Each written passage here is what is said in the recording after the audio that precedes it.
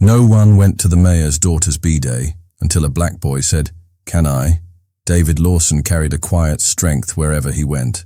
People noticed it in the way he greeted neighbors with a nod, or how he held the door open just a moment, longer than necessary. As a widowed father raising his daughter Sophie, he knew life wasn't meant to be perfect, only lived with integrity. And that integrity was about to be tested in ways he never imagined. Sophie Lawson, barely 12, had a gift for finding friends where others saw strangers. It was her way of filling the space her mother once held, by seeing light in unexpected places. That's how she met Caleb Johnson. The boy had no polished shoes, no packed lunches in shiny containers. But he had something else. An unshakable spirit that caught Sophie's attention the first time she spotted him sketching in the park, with nothing but a stub of pencil. The two of them were inseparable within weeks. Sophie would bring an extra sandwich. Caleb would trade it for stories of his neighborhood, where laughter had to be louder than hunger just to be heard. Their bond was innocent, pure, but not invisible. Whispers began circulating among families who prided themselves on bloodlines and gated fences.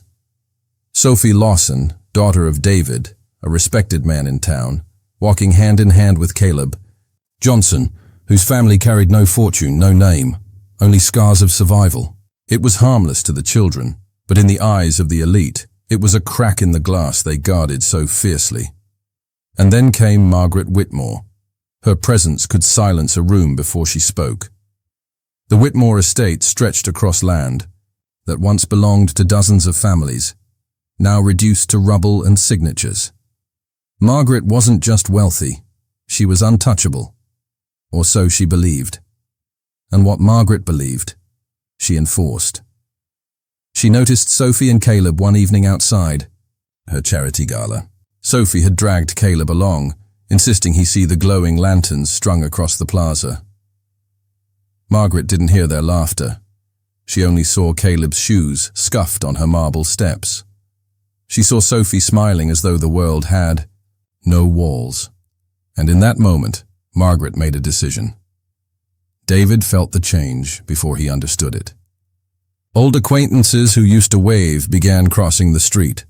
Shopkeepers who once slipped Sophie candies now stared past her. Even at Sophie's school, Caleb's name was whispered with mockery that didn't belong to children, but to the parents who fed them those words. Something larger was moving beneath the surface. David noticed how invitations dried up, how his phone calls to city officials went unanswered. His integrity had once opened doors. Now those same doors shut quietly, as if ashamed of being seen closed.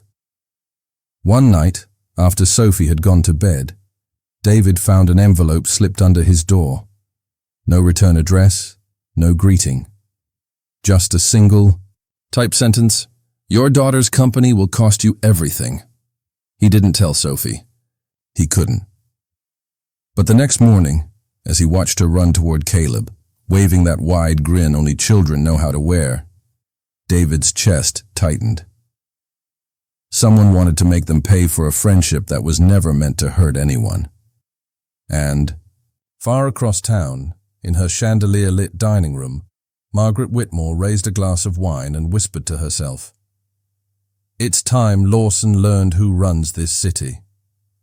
The first cracks in the facade appeared quietly, almost too subtle to notice. A notice nailed to a neighbor's door, a moving truck pulling away in the dead of night. Families who had lived in the community for decades suddenly gone, leaving their porches empty and their windows boarded up. David Lawson did not want to believe it was deliberate, but the pattern was undeniable. He began to see it everywhere. Property deeds suddenly contested, signatures forged, entire blocks shifting ownership into the hands of shadowy shell companies. The paper trail looked clean, but the truth reeked of manipulation. David kept the papers spread across his dining room table, studying them late into the night, while Sophie slept upstairs. He was not the only one watching closely. Caleb Johnson's family had just received their own notice, a thin envelope, slipped under their door, warning of eviction within 30 days. The boy tried to hide it from Sophie, folding the paper into his pocket like it was nothing.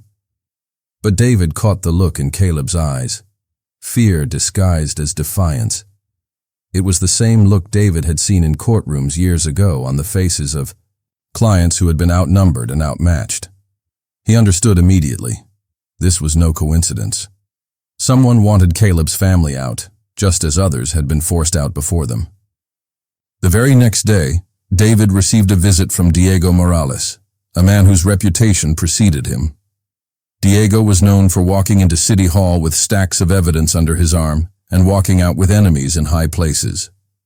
His voice carried both urgency and restraint as he leaned across David's porch railing. "You see it too, do not you?" Diego asked. "The disappearances, the fake transfers, the intimidation. Margaret Whitmore is behind it. She has been using her network to push out families that cannot fight back. She is building something bigger, and your name is on her list whether you like it or not." The words lodged in David's chest like a stone. He wanted to dismiss it, to say Diego was exaggerating. But the weight of those eviction notices and Caleb's trembling hands told him otherwise. Still, David hesitated. Speaking out would put Sophie directly in harm's way. Margaret had resources, allies in politics, and a ruthless streak that left no room for mercy. If she suspected that David was working against her, she would not stop with forged papers or quiet threats. She would strike at the heart, his daughter, her safety, her innocence. The choice lay before him like a razor's edge. Protect Sophie by staying silent, or risk everything by stepping into a fight that had already swallowed families whole.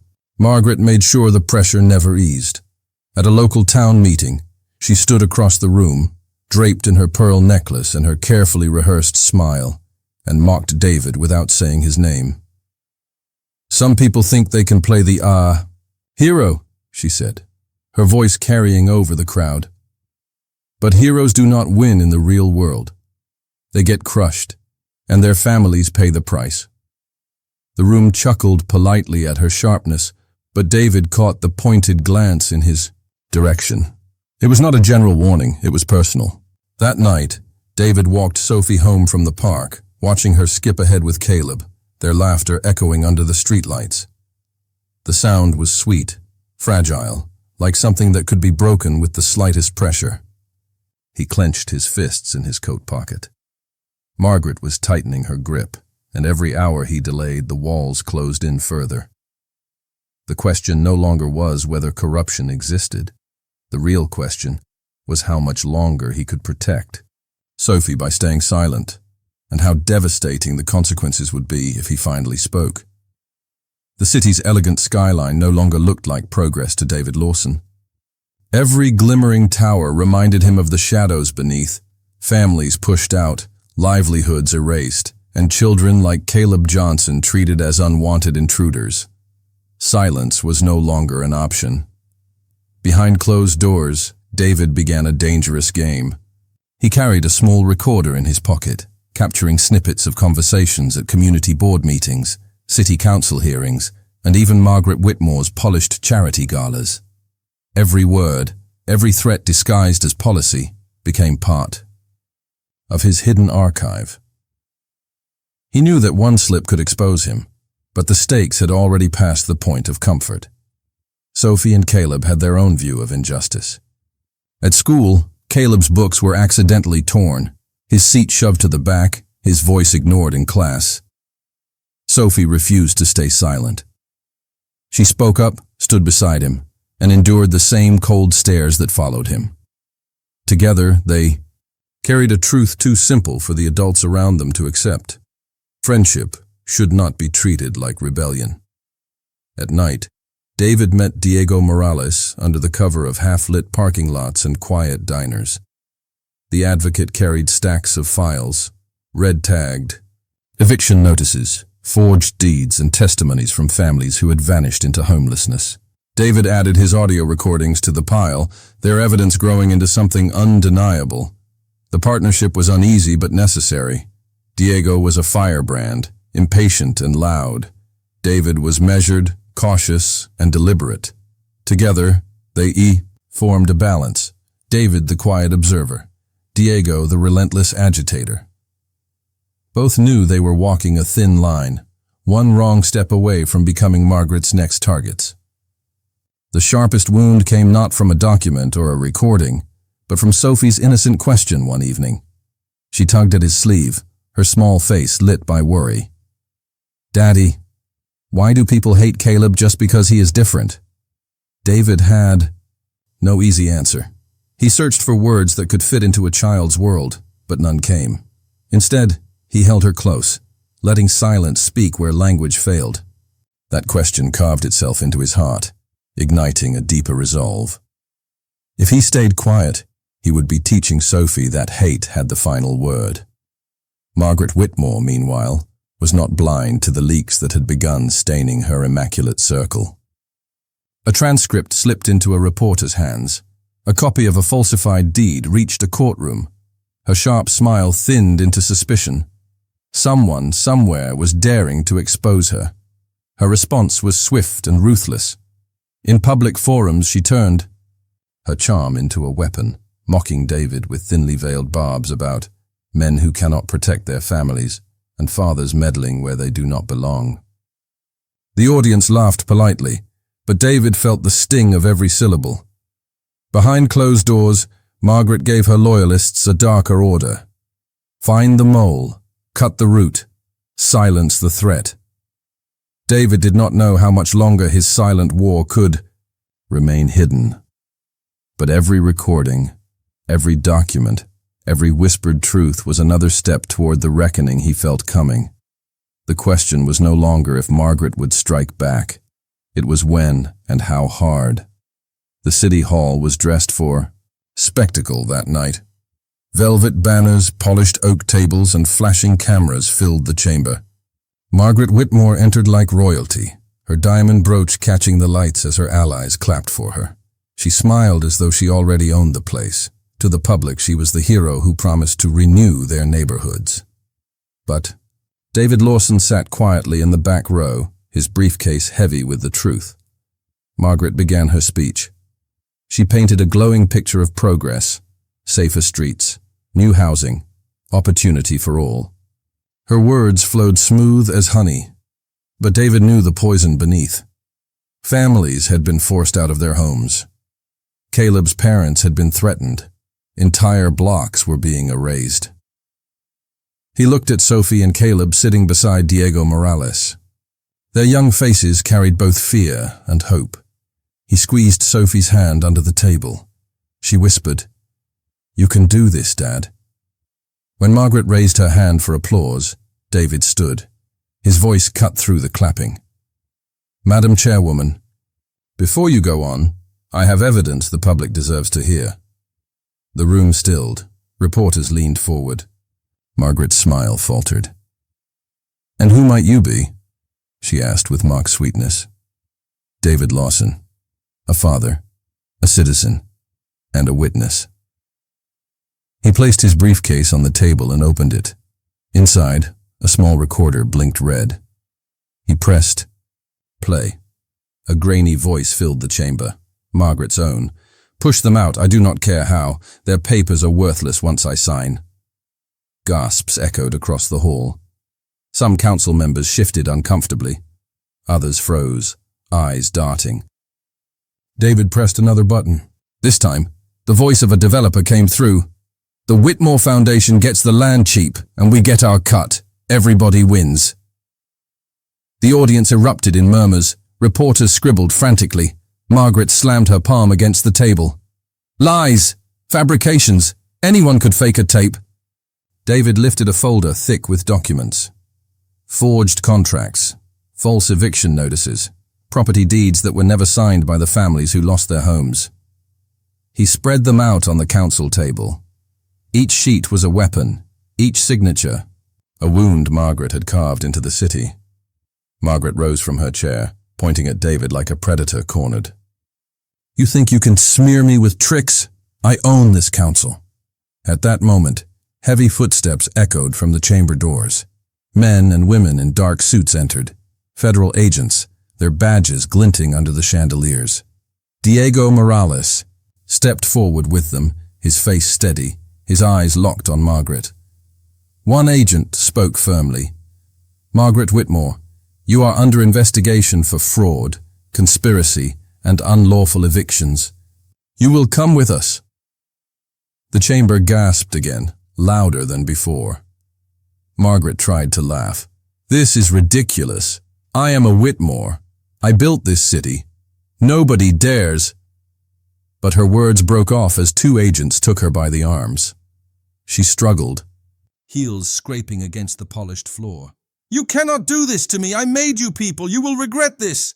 The cameras flashed wildly, capturing every moment. Margaret's allies shrank back, unwilling to defend her. The crowd that once feared her now watched with something else. Relief. David stood tall, Sophie holding onto his sleeve. Caleb beside. Her. The man who once feared losing everything had chosen to fight. And now, the truth stood in the open for everyone to see.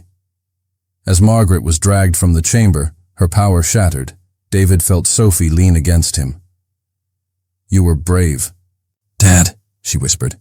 He looked down at her, voice steady. "No, we were brave, all of us." And in that chamber, once filled with lies and intimidation, the people saw for the first time that justice had a voice. The morning after Margaret Whitmore's arrest, the city felt different. For years, her shadow had loomed over every street, every home, every family's dinner table conversation. Now, with her empire crumbling, the silence of fear was replaced by the sound of cautious hope. Windows that had been boarded up for years slowly opened. Families peeked outside, unsure if it was truly safe to breathe again. David Lawson stood in the same square where only weeks earlier neighbors had whispered about evictions and bribes. This time he saw children playing freely, mothers laughing as they shared food, and old men shaking hands without glancing over their shoulders. Yet David knew this was just the beginning. Destroying Margaret's power was one battle. Rebuilding the community was the true war. Diego Morales wasted no time. He gathered volunteers, pulling together teachers, doctors, and tradesmen who had long been silenced. "We cannot wait for outsiders to save us," he declared to the crowd. "We must build with our own hands." His words lit a fire. Within days, abandoned buildings were cleared out and repurposed. A clinic opened in what had once been a storage house for Margaret's false contracts. David poured himself into the work. By day, he sat with families who had been displaced, helping them piece together their stolen property papers.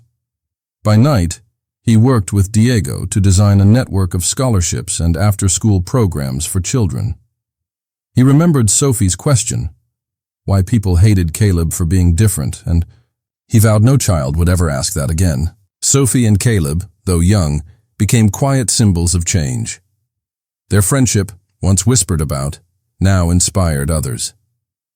At school, where Sophie had once seen Caleb mocked for his accent and skin color, children now listened to his stories.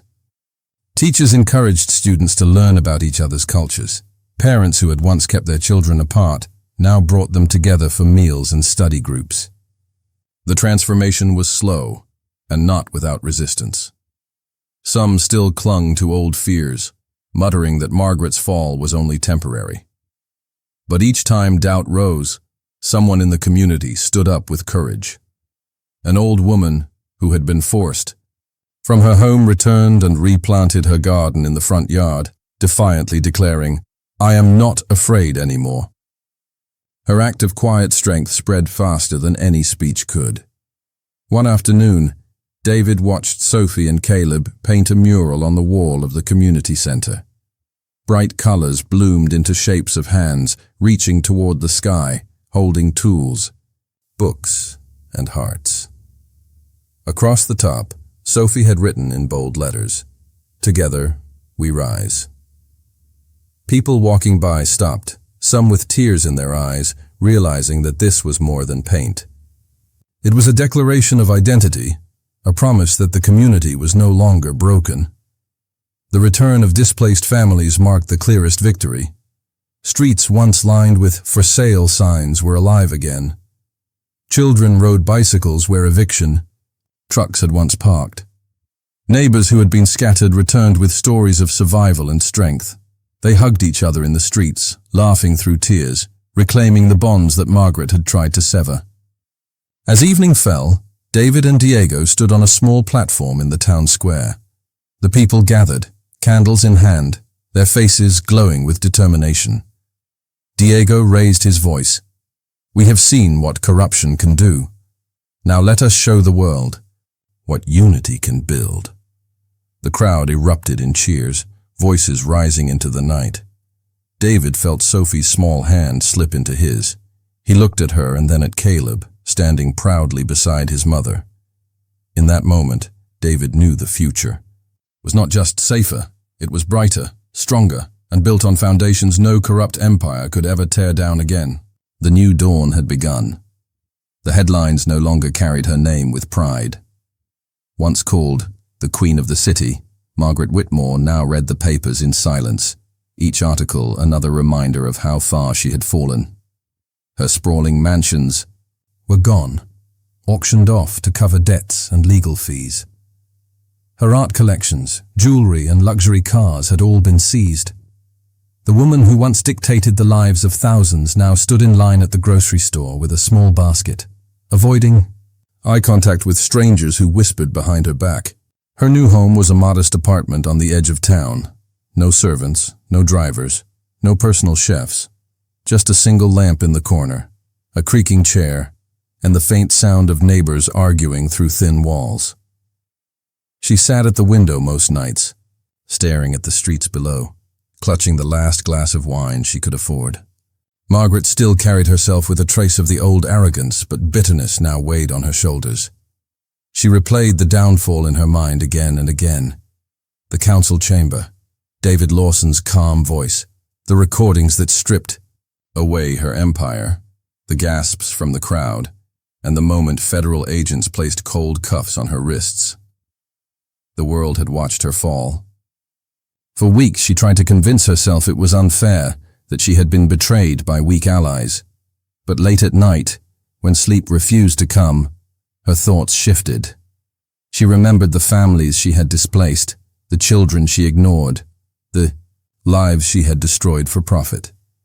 And most of all, she remembered Sophie Lawson's innocent voice echoing in the council hall. Why do people hate Caleb for being different? That question cut deeper than prison bars ever could. Margaret wondered what her life might have been if she had chosen a different path, if she had valued people over power, kindness over control. She had built walls of money and influence, but in the end, those walls collapsed, leaving her alone. One evening, as rain tapped against the window, Margaret picked up her phone. Her hands trembled. She scrolled past old contacts, politicians, lawyers, donors. All of them had abandoned her. Finally, her finger hovered over a single number. It wasn't a call to regain power. It wasn't a call to strike back. It was a call born of something she hadn't felt in years: humility. She pressed the button, lifted the phone to her ear, and whispered when the line connected. "David Lawson, it's Margaret. I need to talk." The night was quiet when David Lawson's phone rang. He almost ignored it, thinking it was another late call from a supporter or a city official. But the name flashing on the screen froze, him in place. Margaret Whitmore. For a moment, David considered letting it go to voicemail. After everything she had done, the lies, the corruption, the pain she caused to families, why should he listen now? But something inside him whispered, "Pick it up." He answered. Her voice was nothing like before. Gone was the commanding tone, the sharpness, the arrogance that once made entire rooms bend to her will. Instead, Margaret's words came out low, almost trembling. "David, it's me. I don't even know why I'm calling. Maybe because there's no one else left to call." David stayed silent, letting her continue. "I fought so hard to keep my name, my power. my wealth. I thought it made me untouchable. But now I sit in this tiny apartment with nothing but memories that make me sick. And for the first time I see it clearly. I was wrong. All of it. Her breathing cracked, as though the weight of her own words was breaking her. I see you now, David. You weren't chasing power. You weren't even chasing revenge. You were chasing something I never understood. People's trust. Their hope. That's the real wealth, isn't it? The kind you can't steal or buy. David closed his eyes. The bitterness he once held toward her stirred. But he didn't speak. Not yet. I ruined lives, she whispered. I hurt children, families, even Sophie. I told myself it was business, but it was cruelty. And now I sit here wondering what kind of person I became. Maybe if I had valued people instead of power, I wouldn't be alone tonight. For the first time, her voice broke completely. I'm sorry, David. Not because I got caught, not because I lost, but because I see now what I could have been, and I chose wrong. I don't expect forgiveness. I just needed to say it before it's too late. Silence filled the line. David could have said many things. He could have reminded her of the nights Sophie cried, of Caleb's struggles, of the families left homeless by her greed. He could have spoken of justice, of punishment, of consequences. But he didn't. Instead, he gave the only response that felt right. Quiet acknowledgement. I hear you, Margaret. Nothing more, nothing less. For her, it was enough. She exhaled, almost like a release before the call ended. The story didn't end with her words. The next morning, life in the community carried on. The sun rose over new clinics filled with doctors ready to serve. Children walked into schools that welcomed them with open doors. Families returned to rebuilt homes, their laughter filling streets once silent with fear. And in the middle of it all, Sophie and Caleb walked side by side. Her bright smile and his steady confidence made them symbols of everything the community now stood for: unity, resilience, and hope. As they crossed the square, hand in hand, their laughter carried through the air, light and free. People turned to watch them, not because they were extraordinary, but because they represented the future, one where dignity was not determined by wealth, and worth was not measured by skin color. And then, as if spoken from the heart of the story itself, the narrator's voice closed with a truth no one could deny. Justice always finds its way. And true worth lies not in wealth or skin color, but in the character of a person.